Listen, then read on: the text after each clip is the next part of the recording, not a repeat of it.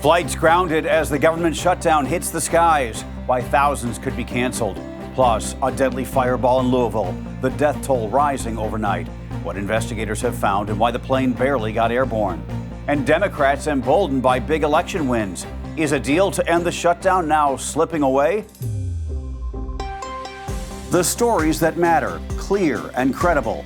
From across the country to around the world.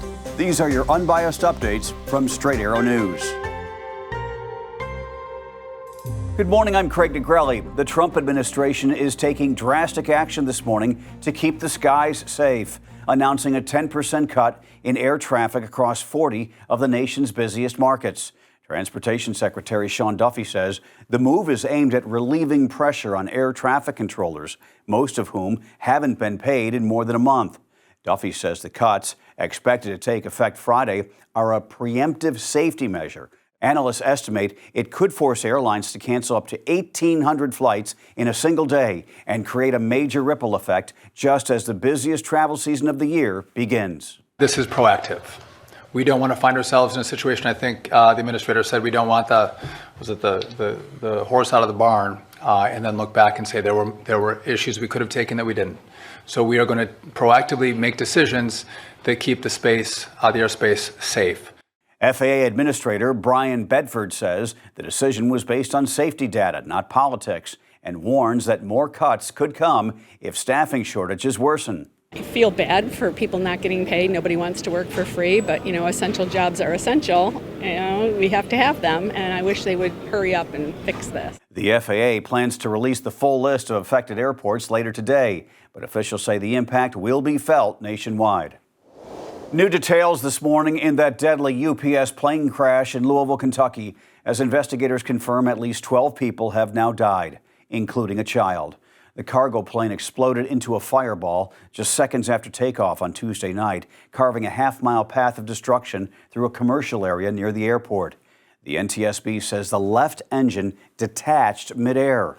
Investigators found it on the airfield. Both black boxes have now been recovered and sent to Washington for analysis. CCTV video shows the moment the plane burst into flames, a fireball followed by massive clouds of black smoke. And look at this. A local worker who captured the aftermath said the blast was so powerful it knocked him to the ground. Investigators say at least 11 others were hurt, many with severe burns and blast injuries.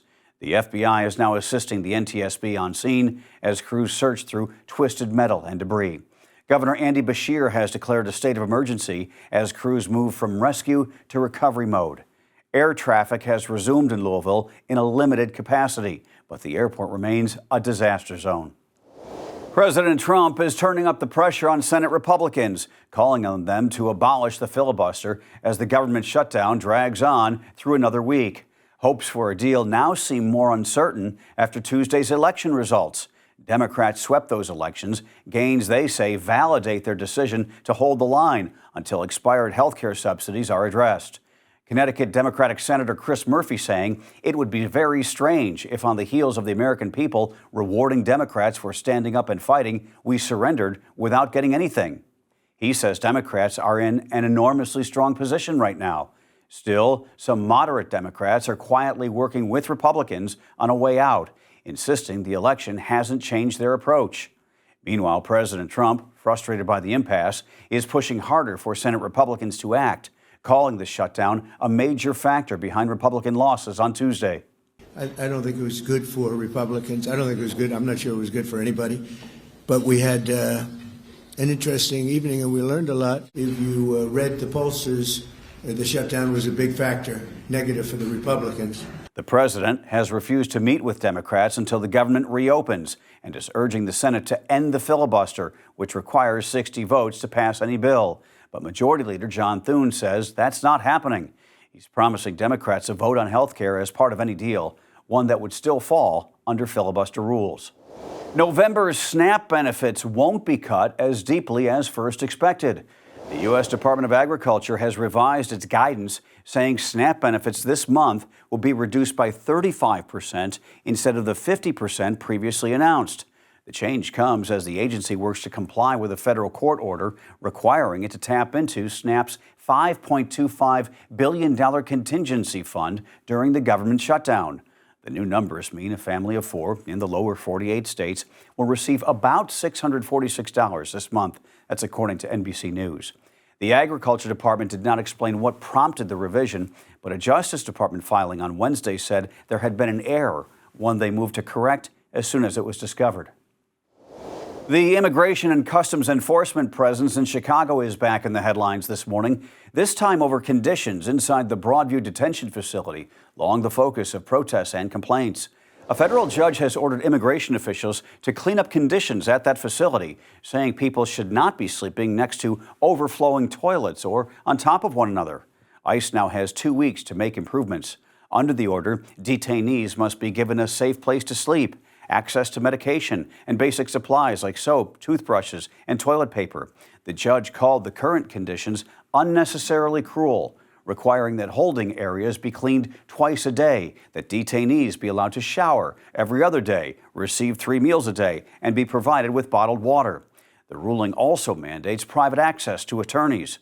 ICE must submit a status report on those improvements by noon tomorrow. Finally this morning, he's done it again. Washington Capitals legend Alex Ovechkin made NHL history last night by doing what he does best, scoring. And this was not just any goal, it was number 900. Wow. Ovechkin is now the first player in NHL history to hit that mark, 900.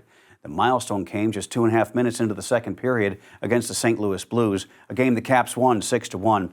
And now the question every hockey fan is asking, can he get to 1,000? It's not a lock. Here's why. Ovechkin is 40 years old in the final year of his contract and has not decided if he will play next season. And by the way, for those wondering about Wayne Gretzky, yes, the great one still holds the points record at close to 3,000, but his goal total stopped at 894. So now it's the great 8, Alex Ovechkin, who stands alone when it comes to goals. Follow me there? Gosh, I love hockey, and I'll be on the ice this weekend. Hey, a little bit of fun and finance on tap today. Here's what we're tracking. The National Toy Hall of Fame unveils its class of 2025. Everything from Battleship and Catan to Furby and the lightsaber in the mix. At 11, President Trump makes an announcement from the Oval Office. Then at noon, the National Retail Federation releases its holiday sales forecast. And all eyes are on Tesla this afternoon, where shareholders will decide whether to approve Elon Musk's massive $1 trillion pay package. Hey, we're the fastest, fairest few minutes in news. Be sure to tell your friends about us. You can always watch us on SAN.com or on our app or stream us on Spotify. That's neat, right? Hey, you're all caught up this morning. Those are Unbiased Updates for this Thursday. We'll see you back here tomorrow, Friday. We love that. For all of us here at Straight Arrow News, I'm Craig DeGrelli. Have a great day.